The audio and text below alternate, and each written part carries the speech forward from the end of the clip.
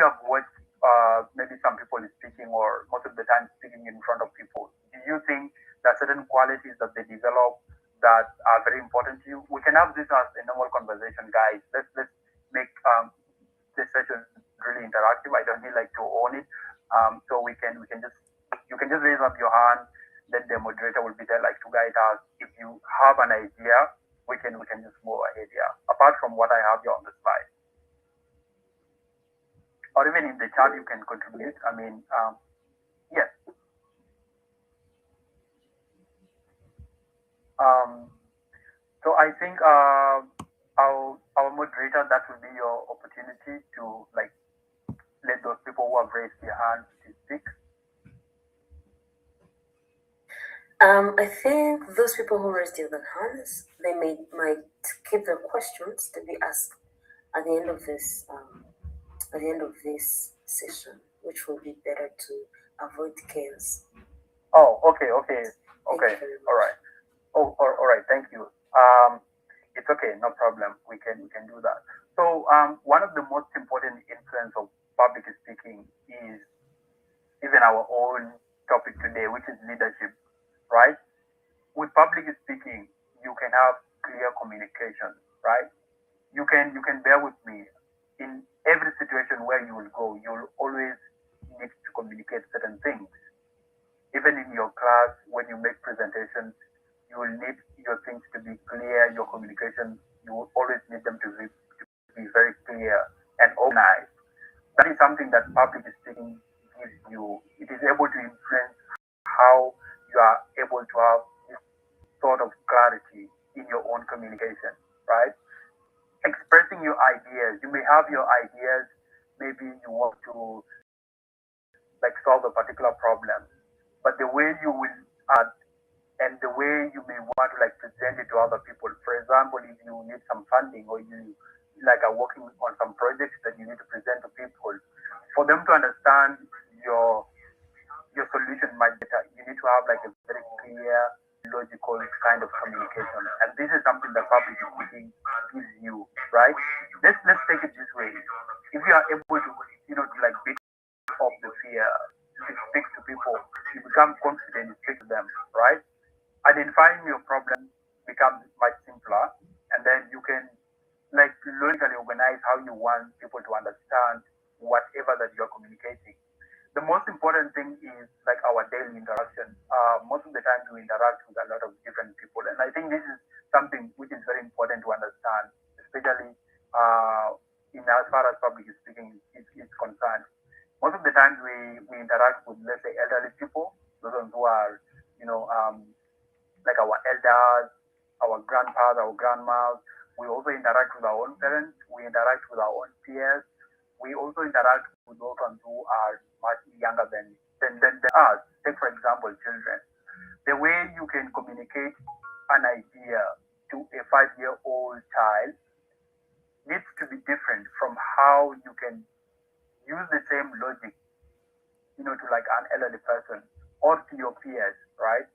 Like the way I can communicate with you guys right now can be very different from how I can communicate with those ones who are in primary school, those ones who are in nursery, for example. I may need to be more explicit to you or to those ones who are at least slide ahead of me, but to those ones who are at the primary level, I may need to be mindful about my language, the choice of words, and like how I need them to understand certain things. This is something that public speaking gives you. Then idea, like the impact of the idea that you are intending to portray is also very crucial, and public speaking influences this kind of thing sometimes, right? That means if you have an idea, sometimes your idea may be very complex, but you may need to like break it down to like different groups of people. Let's take for example those who are in the business world, right? The way like the business people may want your idea, if for example you want them to invest in your idea, you may need to break it down in a business language, like in a business. I mean, you need to like use certain business communication styles for them to be able to understand it, and that may be very different from how you can talk to, let's say, investors who are not like business oriented, or maybe to donors, like depending on like the audience, right? So generally, what this slide is telling us is that public speaking sometimes influences our communication. It also like influences how we are able to express our ideas, our own communication, and like generally like whatever thing that we really need to like express in the public there. And then it also like influences leadership. Look here, leadership may not just be about making decisions or leading people, telling people what to do. Sometimes it involves how you can communicate with people that are your subordinates, people who work with you, even the workplace, right? And public speaking gives you this distinction. It gives you like empathy. It gives you that quality that there is a way you can communicate with people differently, right? Um, oh, I don't know my yes. So like I said earlier in our first slide, most of the time the reason for fear to speak in public is because of fear of judgment, fear of forgetting what to say, or just mistakes. But this is something that almost everyone does. But if you make yourself to fall into the trap, right? Like what comes to your mind, especially when you see that picture, I mean, in the slide there, it means that it's like you're digging your own grave because if you fear of being judged, that means you're not going to speak out. What that means is if you don't speak out, it means that you may not take your right. If, for example, you are facing some injustice, right? You may need to like speak out. But because of the fear of being judged, because of the fear of saying that you will make a mistake trying to communicate with people, or you will just think that whatever thing that you intend to say may not make a lot of meaning to a lot of people, that becomes a problem to you because that problem will always come back to you. It means that you are more likely going to continue with the injustice.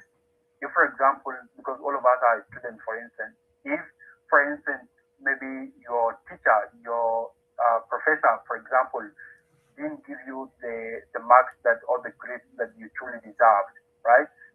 There is a way you may need to communicate with him or her. You may not necessarily need to complain, but you may need him to like understand that, oh, you actually got this grade, but there is something that you may need to understand for like getting low grades. You are not necessarily like trying to complain, but you then like to just like know what exactly happened, right? That is not a complaint. That is like standing for your right. That is like knowing what I mean. Just getting to understand how or where you went wrong, right?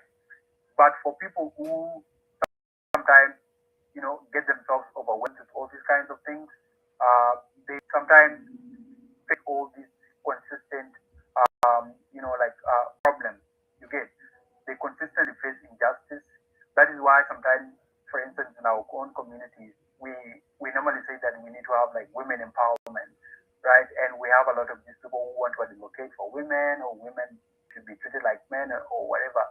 But sometimes women are not taking it very seriously, like to speak for themselves simply because they think they will be judged by the society, by the communities where they come from just because of the fear of the judgment, which is a problem, and that is why I think most of the time we continuously face uh, um, women in like gender inequalities in general, right?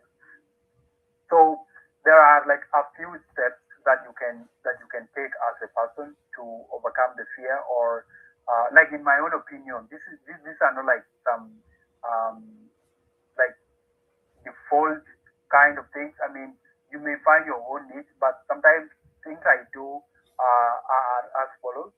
I prepare myself. Like before I make presentation like this, I make sure that I plan what to present in a logical manner, what to say at the beginning and how I'm going to end it, but even how I'm going to make the presentation, right? The choice of words that I'm going to utilize, the amount of time that I am going to utilize at the end of the day.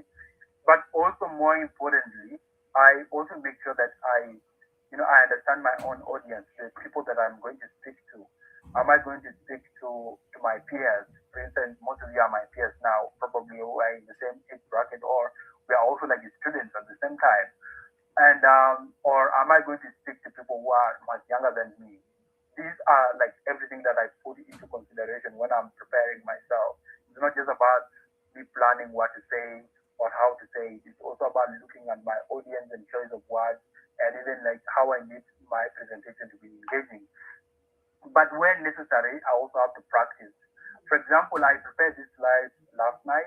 I started it like at 9 p.m. Eastern time, and then it ended like at 1 a.m. in the morning.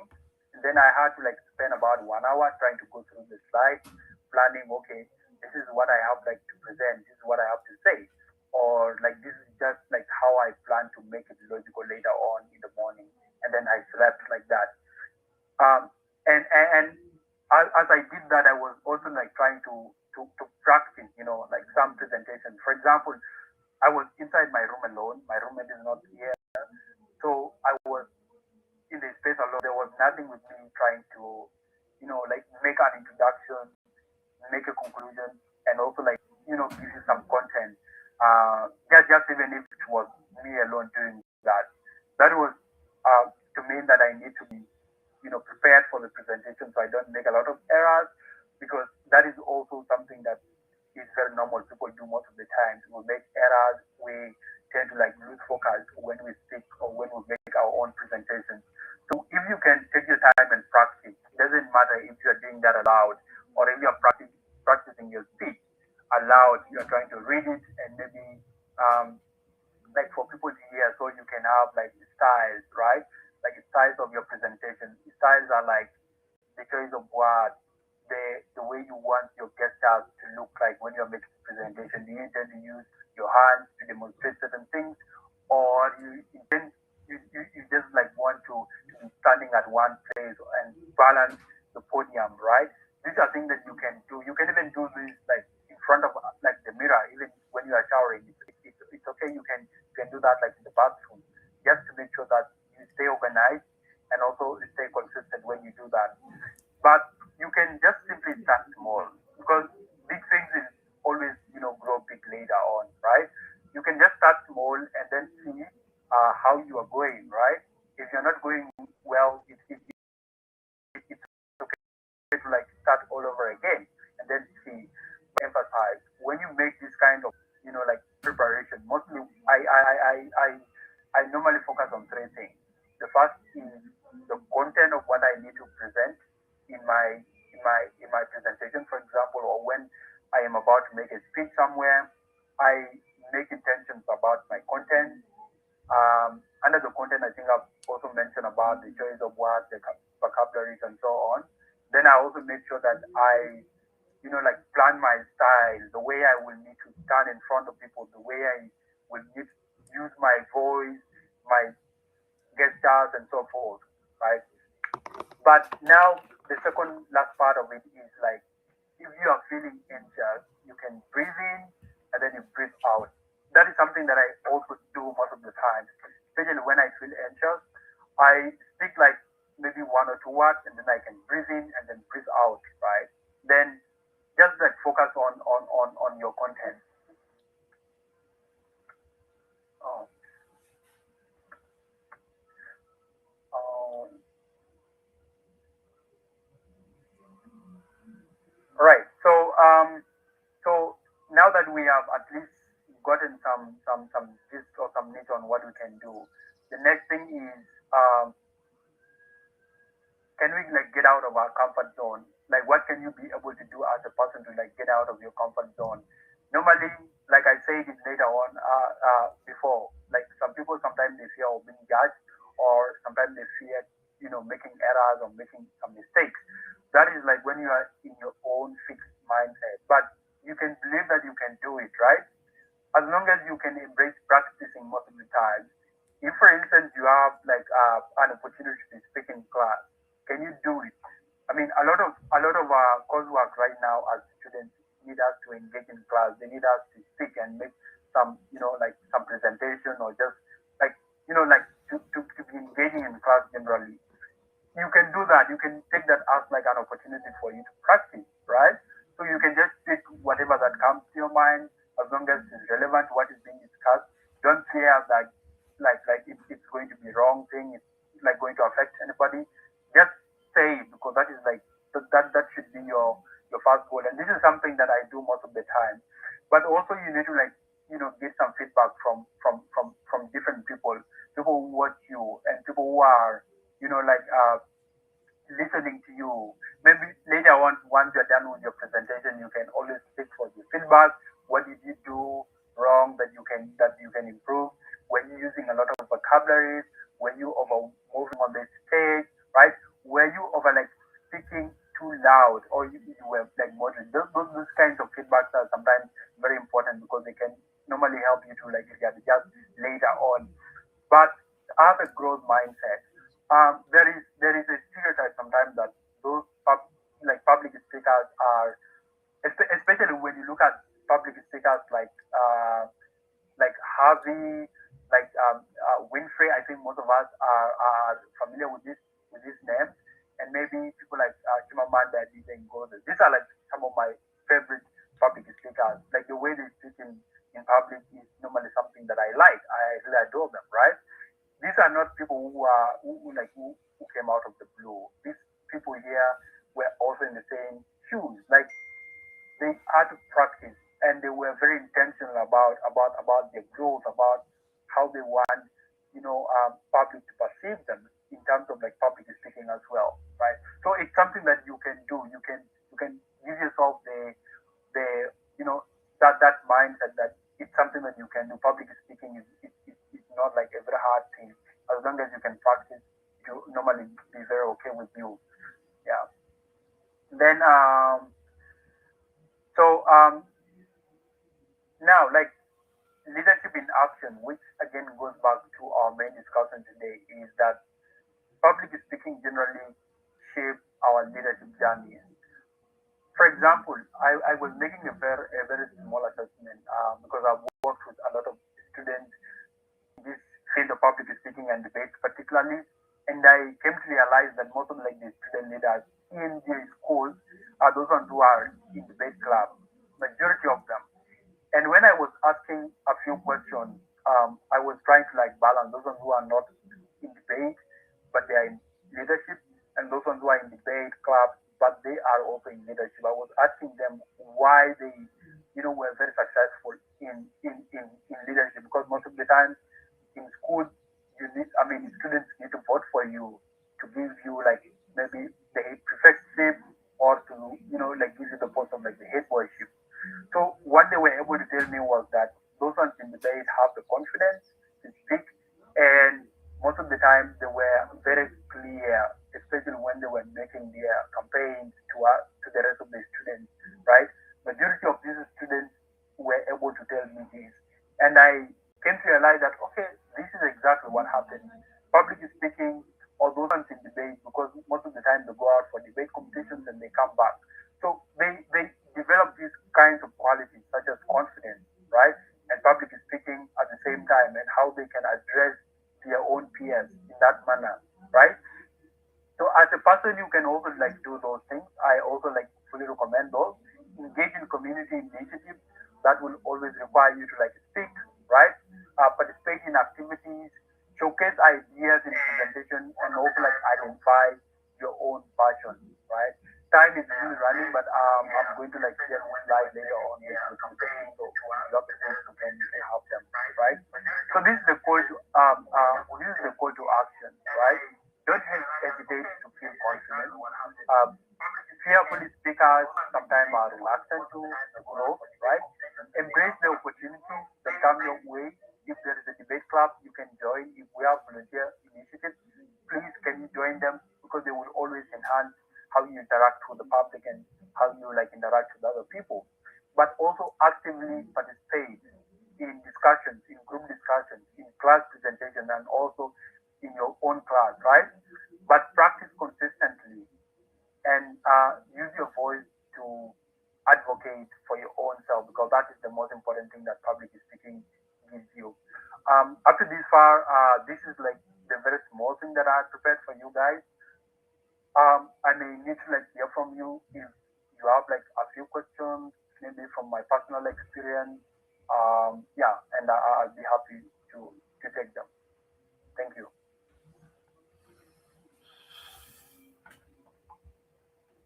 Thank you so much. That was a very great and very educative presentation, whereby we had like some people who had some questions. We are going to receive them, and please be so precise as you can so that other may ask. We shall be asking them one question and then Mark answer another one question like that. And also, we've put a link in the chat box. Someone who participated, who joined there, please fill the form. Thank you very much. And we can start. Those people who raise their hands. Anyone who have a question? Yeah, Etienne, please ask your question.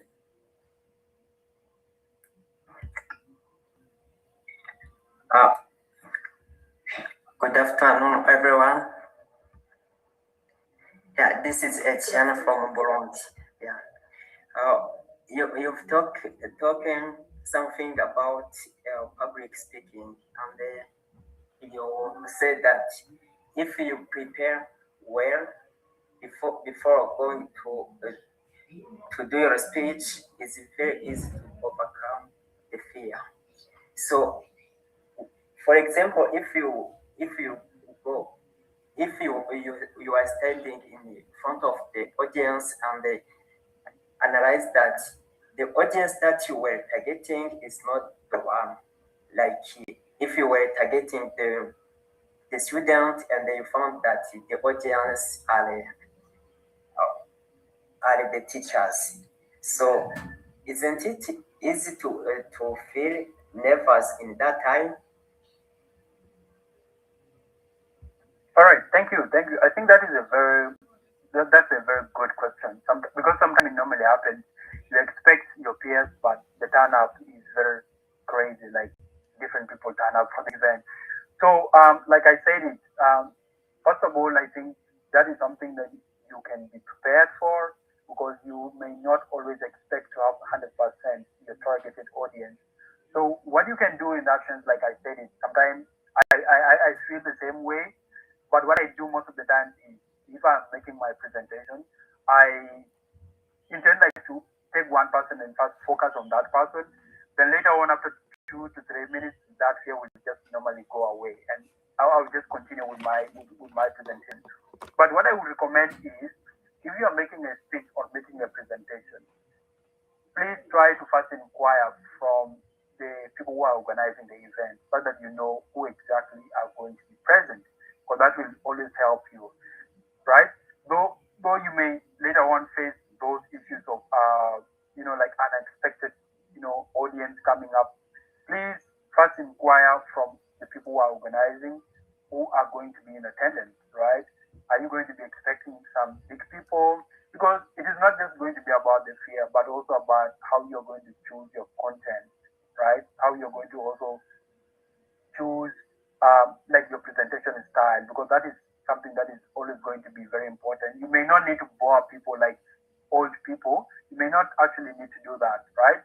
Because I mean, come to think of it, sometimes we attend some events and you realize that, let's say for example, youth events, and people who are normally invited like our chief guests, they always want to speak, very fast. Like they would always want to give their speeches, maybe in the middle of the event, and they can leave. That is because sometimes things we need to have in our own events as youth may not necessarily be cool with them. We may need a lot of interviews, especially from artists, those ones that we, like those artists that we like, and they may not really interest them a lot. Yeah, so those kinds of things, make sure that you know your audience properly, and that is something you can do by asking the people who organize it. Yeah, I think I am seeing someone loom here. Yeah, you can unmute and shoot, great. All right.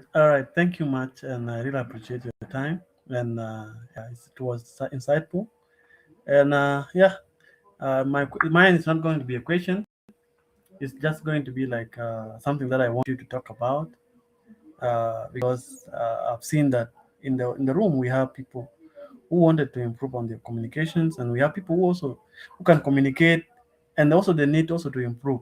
So what I wanted to ask you is that I know you are one of the people in the country, South Sudan, who is passionate about public speaking, and from that, it has even helped you to come up with the leading organization in South Sudan in debate that even makes young South Sudanese, to participate in the global debates, in East African debates, African debates.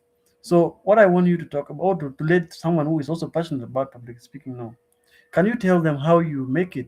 Like actually you learn how to speak, yes, but how did your passion for public speaking make you to establish organization that make you were even in Rwanda here at ALU, and again now you're in US in one of the universities, the places like the good universities. And there's some people who are here in the call who also wanted maybe to do some other thing like that. Can you also maybe give them some tips? Yeah. Okay, thank you, Ding, for that question. I think it's very good, and apologies for like leaving that out. I had just tried to like squeeze and condense everything about me. So first of all, when I was in P3, I think in P3, yeah, I remember I was forced to participate in a debate, and that became my life-changing opportunity today, like to the person I am today, because I was studying in board, and I think most of you may know those of you come from South Sudan, particularly from Jonglei. There is a media personality called Major Sam. That is like the nickname, but it's called my Samuel Peter. It was my teacher of English, and there was a debate between P3 and P4, and I was just unpicked, to go and debate against P4, and it happened that out of that debate, I performed really well. I became the best speaker, and we won against P4, right? From that day on, I think it got the attention of the teacher, and he also added me in a club called Child Rights Club.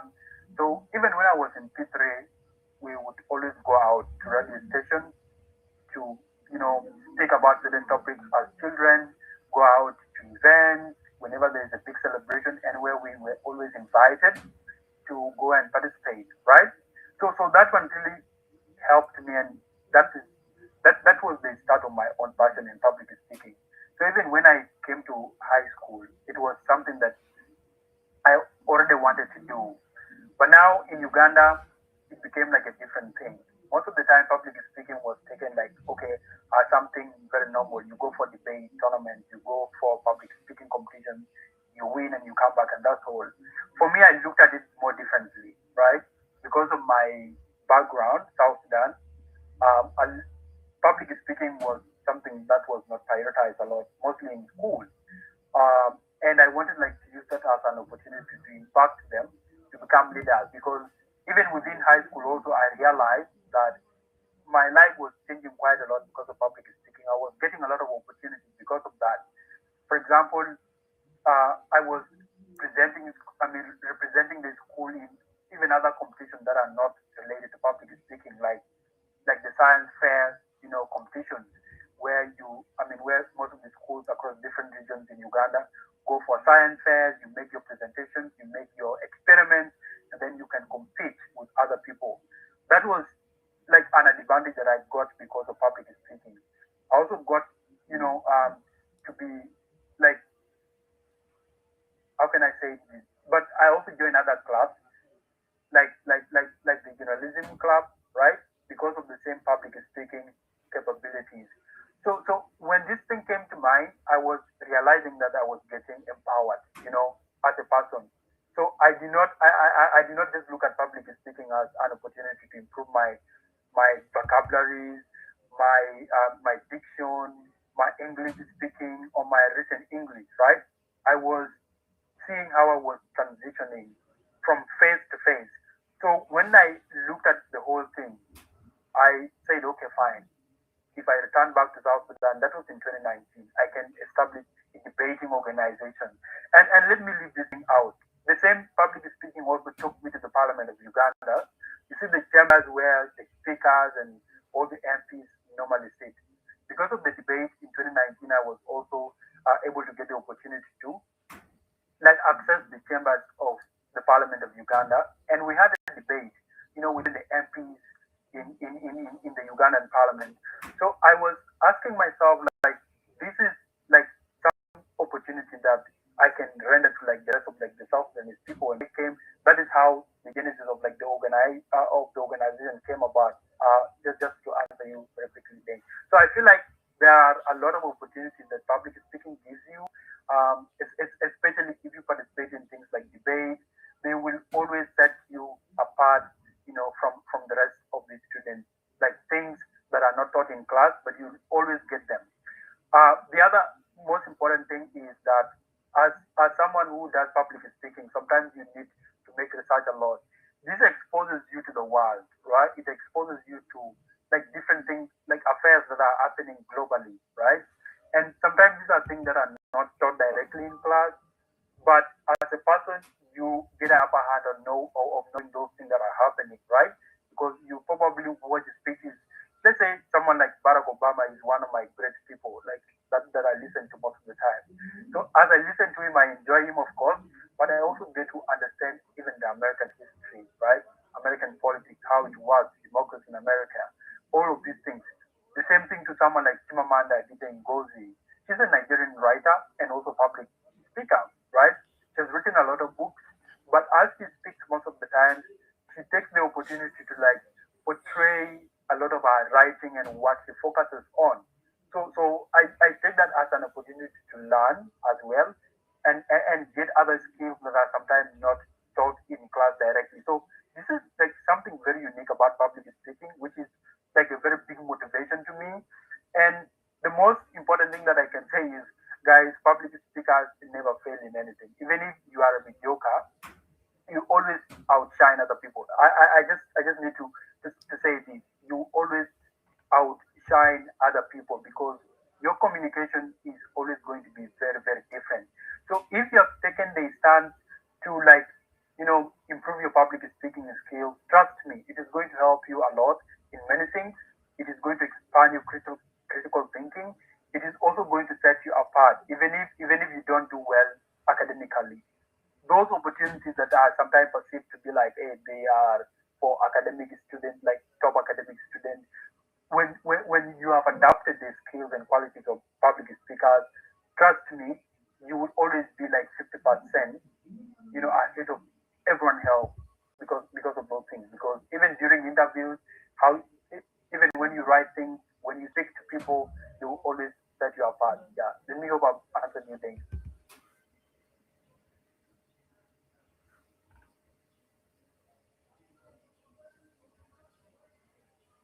Yeah, I think we can have more questions.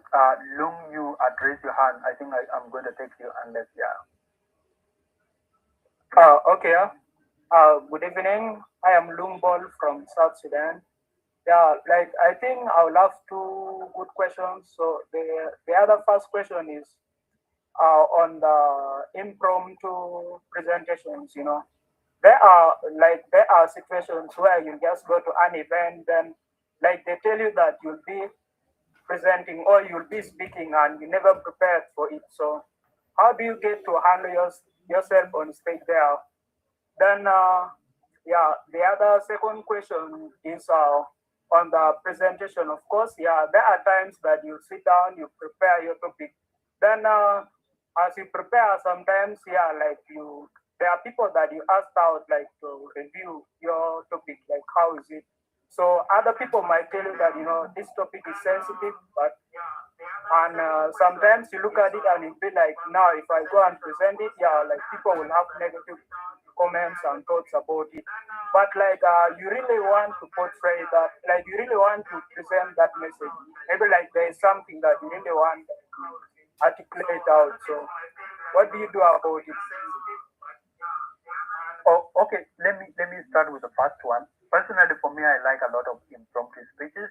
And for those who may not understand what impromptu speeches are like or impromptu presentations are when you maybe attend an event, for example, this particular event that we are having, and then out of nowhere they will just say, okay, John Quiz, can you make a presentation on ABCD? And John Quiz was not prepared for it. Personally, I even like those things. So the first thing that I do most of the time is that when I'm given like an impromptu presentation or speech, I look at the theme of the event, like what is the event all about, right? So for example, this event is about public speaking and leadership. So if someone is asked, like, can you also make a short presentation for about 2 minutes on this same event? So I look at the theme of the event, and then I can figure out, okay, what am I going to say, right? But if you are a person who has been consistently practicing, impromptu should not be a big deal to you because you can easily figure out how you can structure your speech, how you want to begin, how you would want your content to be, and how you would want to conclude it, right? Because even within the event, though it is an impromptu, you already have an idea of who is present there. So you probably know your audience as well. So it may not be hard for you to figure out, okay, this is my audience and this is what I'm going to present to them right now, right? So it goes back to like consistency, consistent practicing most of the time. Participate in class discussions. Like I said, you will always not say correct things, even in class, right? But you need to learn how to be okay with that. You need to like be okay with making mistakes. It's not a problem. Later on, you go and seek for people's feedback, and then you, I mean, in your next presentation, you can like do away with those things, right? The last question about like your audience, right? Is that true, Lang? Was that your second question? If I've not forgotten it, Loom, yeah. Uh, the second question was like, yeah, like you having a topic that you're supposed to present, then like think this topic, like your audience must not be like they have negative thoughts about it, but you really, All right. like, something that you really want to present out. Awesome, awesome. Okay, about the topic for discussion. I mean, every topic is sensitive, by the way, and it is always going to depend on who you are speaking to again. That is knowing your audience. If, for example, I mean, most of us now may not like politics. So if I begin to bring in politics now, what is happening around the world, it's probably going to bore you guys, right? And a lot of you may not be interested in. Or if I bring something that is like very weird. I mean, because we are young people, we are probably should be a lot interested in football or anything that is more fun, more engaging, right? But let's say to politicians, if you start to talk about politics, they are going to join your conversation. They will tell you their own perspectives, right? Because that is what they do, right? The same thing to let's say even within different communities, there are certain things that we can speak about. For example, here I am in the US, right? Um, there are things that I can mention here in the US, but when I go back home, I cannot interact with them. For example, right? So that again comes with like knowing who you're speaking to. So there is, I mean, as far as speaking of presentation is concerned, I really do not think there is a very sensitive topic.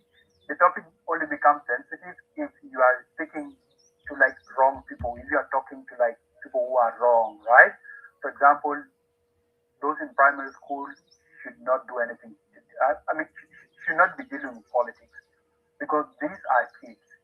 It's a very sensitive thing to them. They lack a lot of information about it. The reason it is sensitive to them is if they are later asked certain questions, they may not answer them. They may not have proper understanding of how politics is run. Yeah.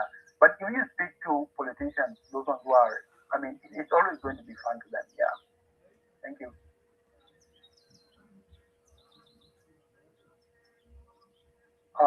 Do we have any other questions? I think we have like 4 minutes to wind up.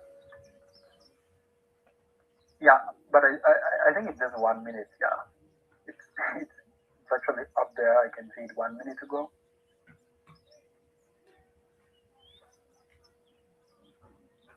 All right. I think we do not have more questions.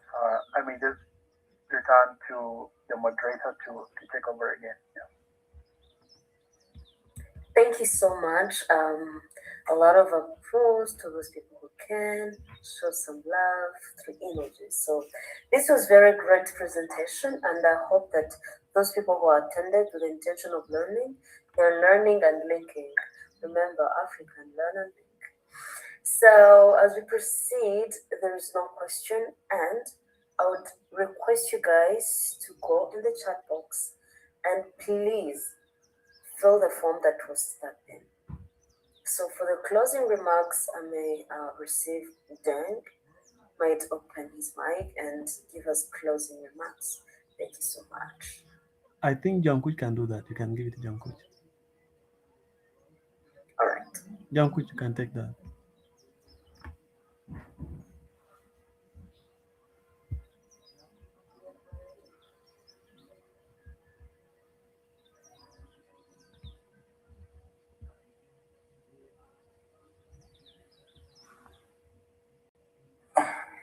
Hello everyone. I hope you are getting me well. Am I audible enough? Look, I really appreciate I appreciate you guys for attending this section. This is something, it's a series that we will be doing every Sunday. So like now we have your emails and we will be sending you every Sunday whenever we have a section. And I really appreciate you for turning up for this section. And I ask you to keep attending. So thank you.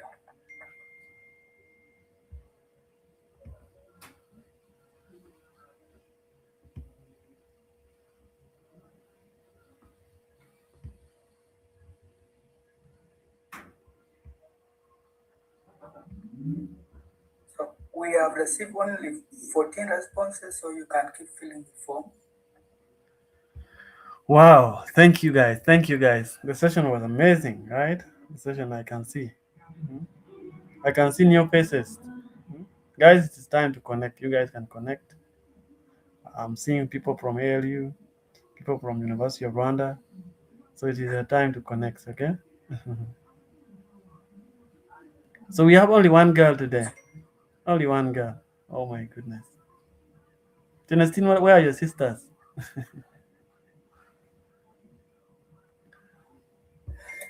Did you call me?